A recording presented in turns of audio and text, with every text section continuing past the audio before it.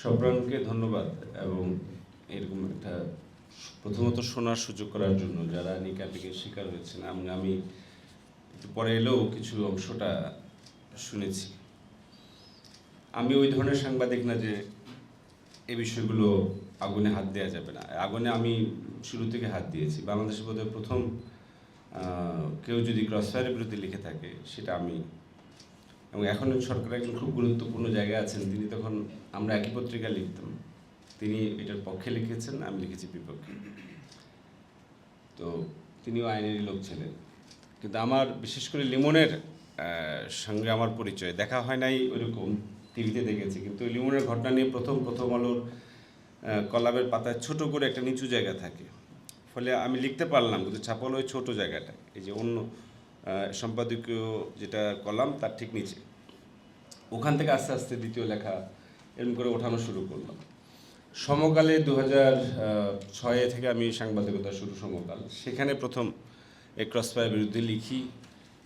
শাহবাগে আমরা নিয়মিতভাবে বলা যায় মাসে একটা দুইটা প্রোগ্রাম আমরা করতাম, টিএসসিতে অথবা জাদুঘরের সামনে, এই ক্রসফায়ারের বিরুদ্ধে। এবং ক্রসফায়ার নিয়ে আপনার অনেক অভিজ্ঞতা, জেলের অভিজ্ঞতার কিছু অংশের সাথে আমার পরিচয় আছে। যে ক্রসফায়ার নিয়ে এরকম একটা প্রোগ্রামের পরে জাহাঙ্গীরনগর তখন আন্দোলন চলছিল। আমি প্রোগ্রাম শেষ করে গিয়ে ক্যাম্পাসে গিয়ে পুলিশের হাতে ধরা পড়ি এবং তখন জননিরাপত্তা আন্দোলন আইন ছিল, ওই আইনে 17 দিন, অল্প সময়, কারণ এর মধ্যে সরকার পরিবর্তন হয়ে যায় এবং নতুন সরকার এসে আইনটা উঠাবে, ফলে ওই আইনে জামিনটা হয়ে যায় আমার।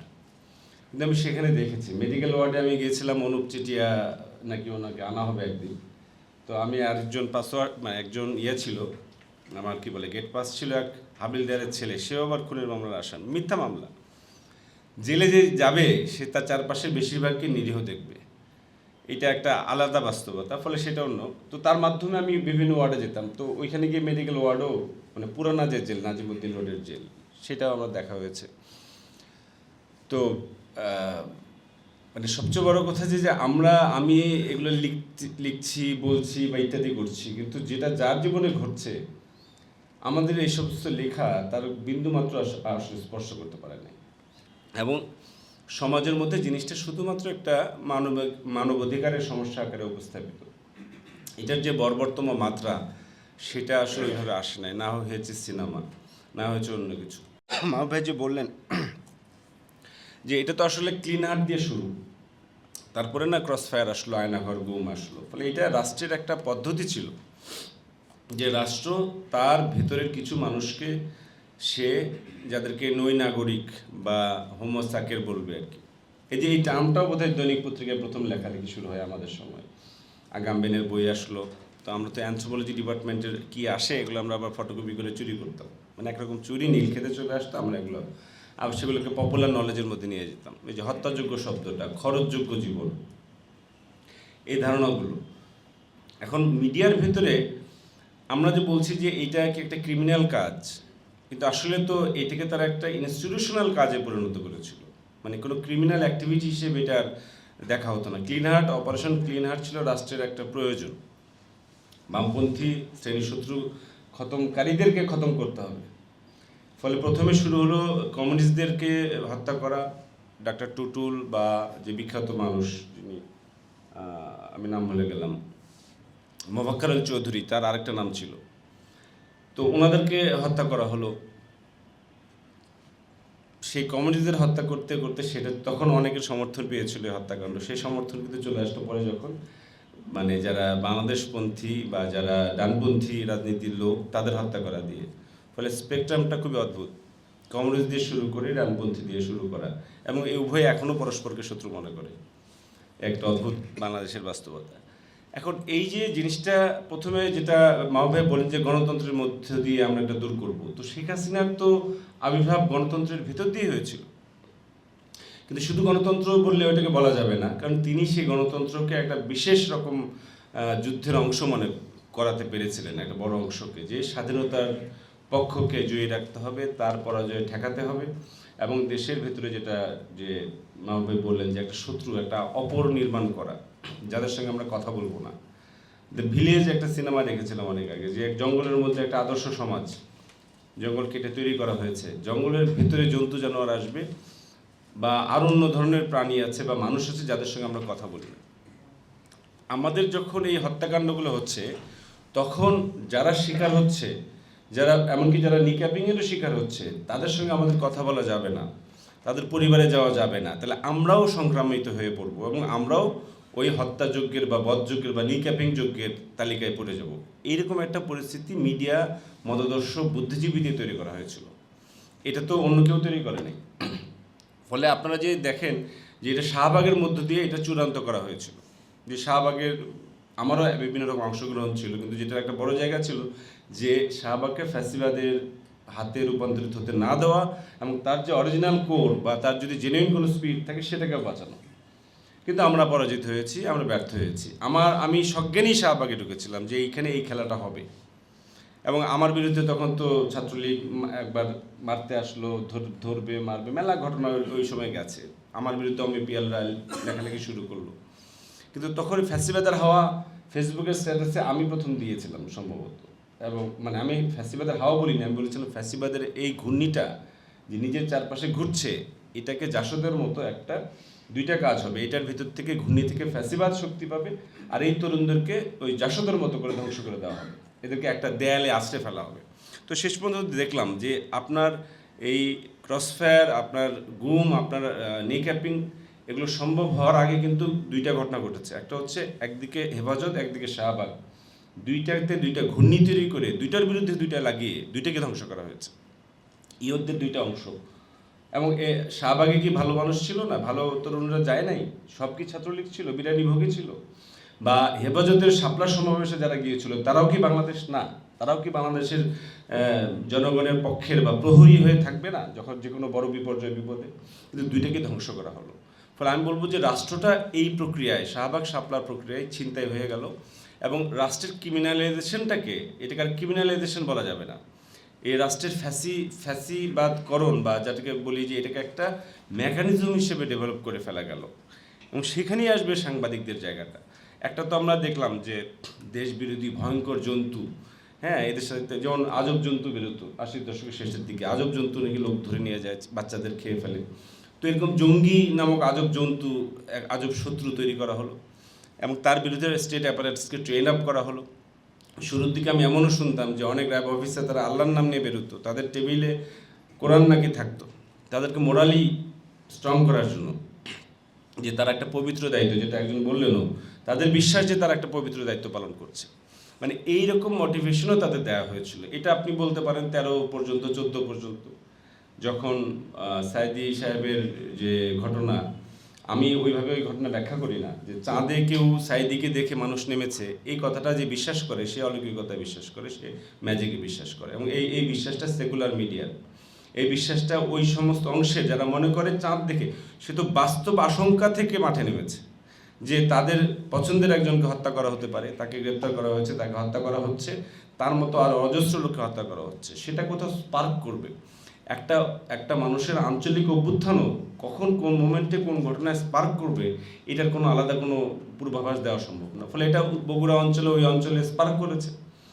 কিন্তু এটাকে দেখে নেগেটিভাইজেশনটা হচ্ছে কি, যে তারা উন্মাদ মানুষ, তারা চাঁদে সাইদিকে দেখে নেমেছে, এই কথাটা বাঘা বাঘা সমাজবিজ্ঞানী, রাষ্ট্রবিজ্ঞানী তারাও প্রচার করলেন। মানে তারা বিন্দুমাত্র পাবলিক সাইকোলজি বা রাষ্ট্রের সমাজতত্ত্ব নিয়ে তার কোনো ধারণা ছাড়াই তারা এগুলো প্রচার করলেন।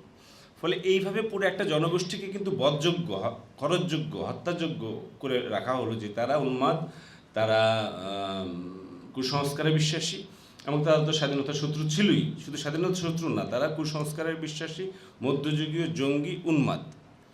ফলে এর মধ্য দিয়ে আসলে আপনি আপনার দেশের একটা অংশের জনগণ যাদেরকে হোমোসাইকের বানালেন, খরচযোগ্য বানালেন, মানে তাদেরকে আসলে নৈ রাষ্ট্রের নৈ নাগরিক বানিয়ে তুললেন। তারা মানুষ বটে, কিন্তু তারা নাগরিক না, নাগরিক অধিকার তাদের বেলায় প্রযোজ্য না। আসলে এই ডক্ট্রিনটাই প্রতিষ্ঠিত হয়ে গেল।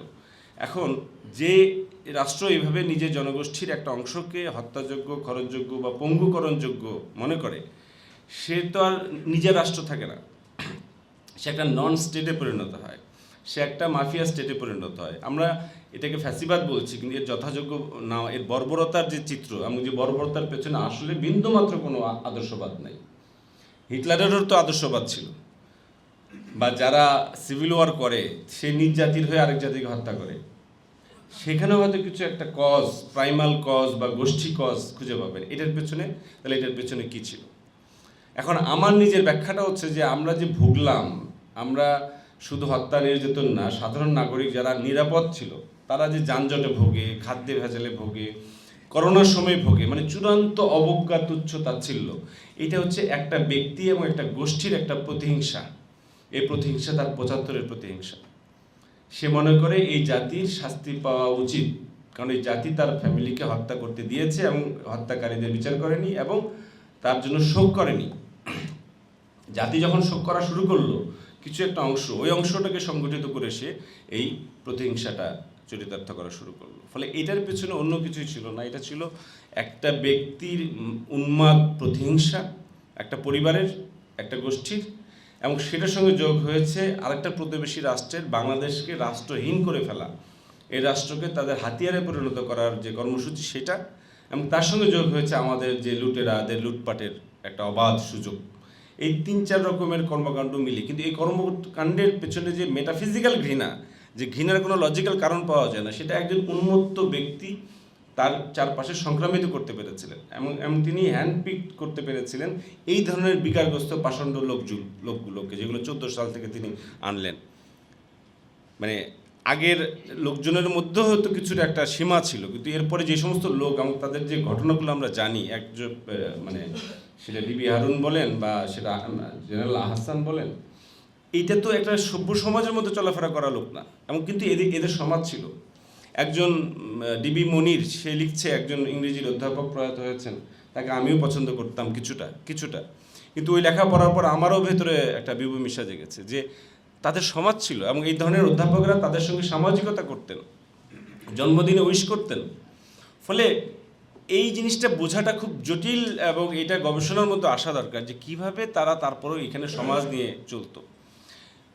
পাকিস্তানিরা দখলদার ছিল, বা অন্য একটা ইরাকে গিয়ে, আফগানিস্তানে গিয়ে আমেরিকানরা দখলদার ছিল, তারা ছোট ছোট ক্লাবে দেয়াল ঘেরা জায়গায় সমাজ চালাতো তাদের মতো করে, কিন্তু সেখানে স্থানীয়দের অংশগ্রহণ অতি সামান্য ছিল। কিন্তু এরা তো এই সমাজের উপর থেকে নিচ পর্যন্ত এদের সমাজ ছিল। এই তথ্যটাই সবচেয়ে ভয়াবহ, যেটার মধ্যে মাহবুব ভাই যেটা বললেন যে জেনোসাইডাল সম্ভাবনা থেকে যায়, কারণ এদের একটা বড় অংশের মানসিকতা এরকম যে অপরকে বিনাশ না করে আমার রাজত্বটা বা আমার নিরাপত্তাটা প্রতিষ্ঠিত হবে না।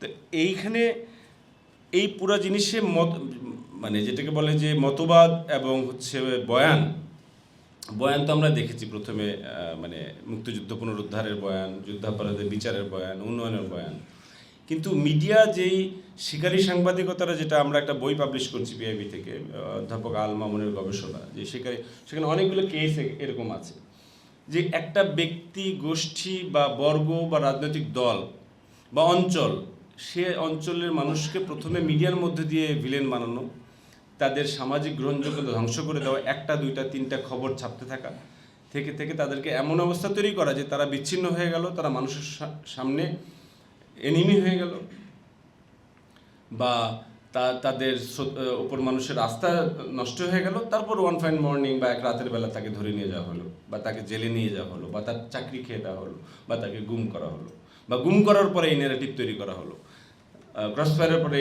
এটা তো মিডিয়া সজ্ঞানে করেছে, এবং আমরা দেখেছি যে মিডিয়া এখনও বহাল তবিয়তে আছেন, যারা আয়নাঘরে গিয়ে গোয়েন্দা সংস্থার পাশে বসে জেরা করতো, ওই জেরায় অংশগ্রহণ করতো, তথ্য সাপ্লাই তো দিতই, কাকে ধরতে হবে, এই যে 5ই আগস্টে বা আগে সাংবাদিকরা কাকে মারতে হবে যে দেখিয়ে দিত, এই কাজটা তো 5ই আগস্টের বহু আগে, বছর পর বছর ধরে তারা করেছে। এলাকার এবং লোকাল পর্যায় পর্যন্ত তাদের নেটওয়ার্ক ছিল, এবং আমাদের যে প্রতিবেশীদের গোয়েন্দা নেটওয়ার্ক এবং মাস্তান নেটওয়ার্ক এবং মাফিয়া নেটওয়ার্ক, এবং তাদের যে শুধু আয়নাঘর না, তাদের তো বালাখানাও ছিল, এই নেটওয়ার্ক জেলা পর্যায়ে পর্যন্ত বা উপজেলা পর্যায় পর্যন্ত চলে গিয়েছিল। তাদের যে কন্ট্রোলটা চলে এসেছিল বাংলাদেশের উপর, থ্রু পুলিশ, র্যাব এবং থ্রু মাস্তান, থ্রু ছাত্রলীগ। তো এইটার জুলাই যে হয়েছে, এখন আমরা বলবো যে যেই রকম ভয়ঙ্কর বাস্তবতা বাংলাদেশে তৈরি হয়েছিল, সেটার বিরুদ্ধে বিপ্লব অনিবার্য বা বিপ্লব ফরজ, বিপ্লব জরুরি ছিল, কিন্তু আমরা কিন্তু বিপ্লব হইতে দেখলাম না। প্রথম মোমেন্টেই, প্রথম 3 দিনের মধ্যেই এই বিপ্লবের মুখে ঠুলি পরানো হলো। যেটা আমি আজকে প্রথম বলা না, আমি বোধহয় গত বছরের সেপ্টেম্বর, অক্টোবরে, নভেম্বরের দিকে বলেছি, এটা রেকর্ড পাওয়া যাবে। ওই যে গরু হাল বইবে কিন্তু ধানে মুখ দেবে না, ঘাসে মুখ দেবে না, একটা ঠুলি পরানো হয় না অঞ্চলে এক নাম, এই অভ্যুত্থানের মুখে ঠুলি পরানো হলো। এটা এমন না যে প্রধান নির্বাহী যে সরকারের তার অনিচ্ছা ছিল, কিন্তু তাকেও ঘিরে ফেলা হয়েছিল, তাকেও অকার্যকর করে ফেলার চেষ্টা হয়েছিল। ফলে আপনি মিডিয়া হাত দিতে যাবেন, আপনাকে ডিপ স্টেট থেকে বাধা আসবে, আপনাকে কর্পোরেট থেকে বাধা আসবে, আপনাকে মানবাধিকার সংস্থা থেকে বাধা আসবে। এখন পরিস্থিতিটা হয়েছে এমন, মত প্রকাশ, মানবাধিকার ইত্যাদি সব কিছু একটা জ্বলন্ত কয়লার মতো আমাদের হাতে দিয়ে দেওয়া হয়েছে, যারা আমরা জুলাইয়ে অংশীদার বা ভিকটিম, আওয়ামী শাসনের ভিকটিম, তাদের হাতে দিয়েছে। তুমি জ্বলন্ত কয়লা ফেলতে পারবে না, তুমি এই মিডিয়াকে ফেলতে পারবে না, আমি মিথ্যা বলে যাবো কিন্তু তোমাকে কোলে ধরে রাখতে হবে, এটাই তোমার দায়িত্ব সব, কারণ নাহলে তুমি মত প্রকাশের স্বাধীনতা ধ্বংস করছো। এই যে বাস্তবতাটা তৈরি হয়েছে, কারণ হচ্ছে কাউন্টার মিডিয়াগুলো আমরা তৈরি করিনি, অন্য ন্যারেটিভগুলো আমরা আনতে পারিনি। আমরা শুধু ব্যস্ত ছিলাম মিছিলে লোক সংখ্যা বাড়ানোতে আফটার জুলাই, এবং আরও ইত্যাকার রকম কাজে ব্যস্ত ছিলাম। আমরা ভাঙাচোরাতেও ব্যস্ত ছিলাম, কিন্তু আসলে যে তারা এক তিলে তিলে অজস্র প্রতিষ্ঠান গড়ে তুলেছে। 80-র দশকে তারা ক্ষমতায় ছিল না, কিন্তু তাদের মূল প্রতিষ্ঠানগুলো, যে মানবদর্শিক প্রতিষ্ঠানগুলো কিন্তু ওই সময় তারা গড়ে তুলেছিল। ছোট্ট ঘর নিয়ে হুমায়ুন আহমেদ যখন লেখেন, আমার খুব প্রিয় লেখক, ওই কিন্তু যখন লেখেন জলিল সাহেবের পিটিশন, ওই গল্প থেকে একটা প্রতিষ্ঠান দাঁড়া যায়, মুক্তিযুদ্ধ জাদুঘর। ওই একটা ব্যক্তি ছোট্ট একটা ঘর ভাড়া নিয়ে কাজ করে যাচ্ছিল, তারপর সে একটা সময় ফান্ড পেল এবং বিরাট হলো। একটা না, এরকম অজস্র প্রতিষ্ঠান তারা তৈরি করে রেখেছে তাদের এই বর্বর চেহারাটা ঢাকাবার জন্য, কিন্তু আমরা কিন্তু পারি নাই। গত এক বছর অর্জনটা কি? এই যে আজকে নি ক্যাপিং নিয়ে একটা তো আলোচনা হলো, আমি আশা করি এটা মেমোরিতে থেকে যাবে, এটা হারায় যাবে না, এবং পাবলিকেশনগুলো থেকে যাবে, সমাজে আলোচনা আস্তে আস্তে বাড়ুক। গুম আয়নাঘর নিয়ে হয়েছে, গুম কমিশনের রিপোর্ট থেকে যাবে। আমরা জুলাইয়ের সম্পর্কিত যাবতীয় মিডিয়ার বিশ্লেষণ আমরা আমাদের পিআইবি থেকে 6টা বই করেছি, আমাদের জুলাই আর্কাইভে হচ্ছে, বা গত 15 বছরের ফ্যাসিবাদের জমানার সাংবাদিকতা বইটাও আমাদের বেরিয়ে যাবে। কিন্তু ওর প্রত্যেকটা ক্ষেত্রে তো এটা দরকার ছিল, পুলিশ নিয়ে এটা দরকার ছিল, লোকাল ব্যবসায়ী মহলদের মধ্যে কে কোন অংশে এটা দরকার ছিল। কারণ আরেকটা ধাক্কা যে আপনার উপর আসবে না, আপনার তো জানা উচিত কারা এখনও আপনার বিরুদ্ধে ষড়যন্ত্র করছে, কারণ এটা ছেড়ে দিবে না। এটা আওয়ামী লীগ বলে ব্যাপার না, ব্যাপারটা হচ্ছে যে এই রাষ্ট্রের ভিতরে এইরকম একটা স্বার্থ তৈরি হয়েছে, যে স্বার্থটা হচ্ছে আপনার বিদেশি একটা শক্তির সঙ্গে জোটবদ্ধতা হয়ে গেছে, তাদের মধ্যে বিচ্ছেদ ঘটেনি, জুলাইয়ের পরে তাদের কোনো উপলব্ধি নাই। ফলে তারা কিন্তু আমাদেরকে চিনে ফেলেছে, আফটার জুলাইয়ের পরে চিনে ফেলেছে কাদেরকে মারতে হবে। আপনি কিন্তু জানেন না কাদের বিচার করতে হবে, এবং এটা ভেতর বাহির থেকে এদেরকে বাঁচানোর সকল রকম আয়োজন শেষ। ফলে এই পরিসংখ্যানগুলো আমাদের লাগবে। আমাদের এই যেটা আমি জিজ্ঞাসা করলাম যে কতজন হবে, 50, 100, 200, 500, আসলে অনেক বেশি সংখ্যা, এবং সবই যে পুলিশ করেছে, কিছু তো ছাত্রলীগও করে, ওদেরগুলোকে একই, মানে আপনার এমন সংজ্ঞা আনতে হবে যেটা একই উদ্দেশ্যে একই পদ্ধতির হচ্ছে বর্বরতা, যেটা কোথাও পুলিশ করেছে, কোথাও ছাত্রলীগ করেছে, কোথাও র্যাব করেছে, বা অন্য অন্য, তো ওই ইয়ার মধ্যে আনতে হবে। না হলে আমরা যে একটা যেটাকে বলছি যে একটা ডিহিউম্যানাইজেশন ঘটে গেছে আমাদের রাষ্ট্রের, আমাদের প্রতিষ্ঠানগুলো, এবং ডিহিউম্যানাইজেশন দুইভাবে ঘটে। সে যখন একজন মানুষকে প্রাণীর মতো করে বধ করে, হত্যা করে, বধ করে, নির্যাতন দেয়, কষ্ট দেয়, ওই যে বিড়ালকে, বা আমরা ইঁদুরের ফাঁদ পাতি, বিড়ালকে গলায় রশি দিয়ে ঝুলায় টানি বাচ্চারা, সেরকম করে যে করে, এটার মধ্যে সে শুধু ওই মানুষটাকে ডিহিউম্যানাইজ করে না, নিজেকেও করে, এবং সে যে পথ দিয়ে এটা করে, যে প্রক্রিয়া দিয়ে করে, সেই প্রক্রিয়াটাই তো রাষ্ট্র প্রতিষ্ঠান, সেটাও তো ডিহিউম্যানাইজ হয়ে আছে। তাহলে এটাকে আপনি হিউম্যান করতে গেলে তো আপনার এই বিচারের প্রক্রিয়া, আপনার এই হচ্ছে জিনিসগুলো নথিবদ্ধ করার প্রক্রিয়া, মানুষের মেমোরিতে এটাকে টিকিয়ে রাখার প্রক্রিয়াটা লাগবে। শুধু রাজনীতি স্লোগান আওয়াজ দিয়ে আমরা ওই কাজটা করতে পারবো না। তো আমরা বলি যে আমাদের একটা দীর্ঘ লড়াই শুরু হয়েছে মানুষ হওয়ার জুলাইয়ের মধ্য দিয়ে, সেই লড়াইয়ের একটা সীমানা আমরা অতিক্রম করেছি ঠিক, কিন্তু আমাদের এই কাজগুলো আরও বছরের পর বছর করে যাবে। জুলাই ফ্যাসিবাদের ভিত্তিভূমিকে একটা ঝাঁকুনি দিয়েছে, সেটা যেমন সত্য, কিন্তু তরুণদের ভেতরেও একটা জাগরণ ঘটিয়েছে, এইটা হয়তো দেখা যাচ্ছে না। একটা মানে অগ্নিগিরি বিস্ফোরণের পরে কোথায় কোথায় এখনও ছোট ছোট আগুন জ্বলে আছে, আমরা কিন্তু জানি না। এই আগুনগুলো ফুসে উঠলে বলা হচ্ছে মব হচ্ছে, কিন্তু আসলে তার মানে আগুনগুলো আছে। কিছু মব আছে ষড়যন্ত্র, অপরাধ এবং পরিকল্পিত, কিন্তু মানুষের যে স্বতঃস্ফূর্ত বিক্ষোভ, ক্ষোভ, এটা কিন্তু জুলাইয়েরই ধারাবাহিকতা, এটা সহসা মরবে না। ভবিষ্যতে যে রাষ্ট্র বা যে সরকার আসবে তাদেরকে এটা ফেস করতে হবে। এবং এই ফেস করাটা, যেটা আমি মাহবুবের কথা দিয়ে শেষ করি, যে ঘৃণা দিয়ে না, বরঞ্চ আরও বেশি ইনফর্মড হয়ে, আরও বেশি পরিষ্কার ধারণা নিয়ে রাষ্ট্র ব্যবস্থা, আইন কানুন, রাজনীতি, আদালত, এগুলো নিয়ে পরিষ্কার ধারণা নিয়ে যাতে আমরা করতে পারি। এটা যদি বিপ্লব হতো তাহলে বিপ্লবীদের লোকজন পুলিশে, বিচারকে, সব জায়গায় থাকতো, তারা আজকে রিপ্লেস করে ফেলতো। ফলে এতগুলো পুলিশকে ছাঁটাই করলেও আমার কোনো সমস্যা ছিল না, আমি দ্রুত রিপ্লেস করতে পারতাম। বাংলাদেশে কোনো বিপ্লব হয় নাই, নানান রকম ঘটনার ফলাফলে একটা স্বতঃস্ফূর্ত অভ্যুত্থান ঘটে গেছে। এটাকে বিপ্লব বললে আমরা বিপ্লবকেও ছোট করব, কিন্তু বিপ্লবের প্রয়োজনীয়তাটা ভুলে থাকবো। আমাদের আসলে এই বিপ্লবের প্রয়োজনটা চলমান থাকবে যদি আমরা যদি আন্দোলন এবং প্রাতিষ্ঠানিক পুনর্গঠন সংস্কারের পথে না করি, তাহলে কিন্তু আরেকটা ঘটনা আসবে। ফলে আমরা চাই না আবার জুলাইয়ের মতো রক্তপাত কোনো পক্ষেই ঘটুক। সেটা না ঘটানোর জন্যই জরুরি শর্ত হচ্ছে আপনাকে এই রিফর্ম প্রক্রিয়া সমাজের মধ্য দিয়ে চালিয়ে যাওয়া, সরকারে যেয়েই থাকুক। কারণ সরকার, আপনার বর্তমানে আপনি যা দেখছেন তার বড় অংশটাই আওয়ামী লীগের আমলে তৈরি করা, তাদের দ্বারা সাজানো গোছানো লোকজন। তারা যেই দলে থাকুন, যেই পার্টিতে থাকুন, যেভাবেই তারা সরকারের নাম গঠন করুন, সেখানে একটা তারা থাকবে বড় আকারে। ফলে সমাজের মধ্যে, তরুণের মধ্যে কিন্তু এটা টিকিয়ে রাখতে হবে, কারণ তারা ঝুঁকিতে, তাদেরকে শাস্তি অবশ্যই দেওয়া হবে। তো জুলাইয়ের যারা করেছে, সাপোর্ট করেছে, প্রথমে রাস্তাঘাটে ছোট ছোট জায়গায় বস্তা বা নানান রকম গুলি হবে, যেটা আজকে লিমনেরা বা ওনারা শিকার হয়েছেন, জুলাইয়ের ছাত্রছাত্রীরা তার শিকার হবে। এবং এখনও যে হচ্ছে না তা না, আপনি দেখবেন প্রথমে অনুল্লেখ্য ক্যারেক্টারদেরকে শাস্তি দেওয়া হবে, তারপর আস্তে করে উপরে উঠবে, তারপর আরও উপরে উঠবে। এটা তারা করবেই। এটা না করলে যাদের বিরুদ্ধে আমাদের বিজয়, তারা নিরাপদ বোধ করবে না।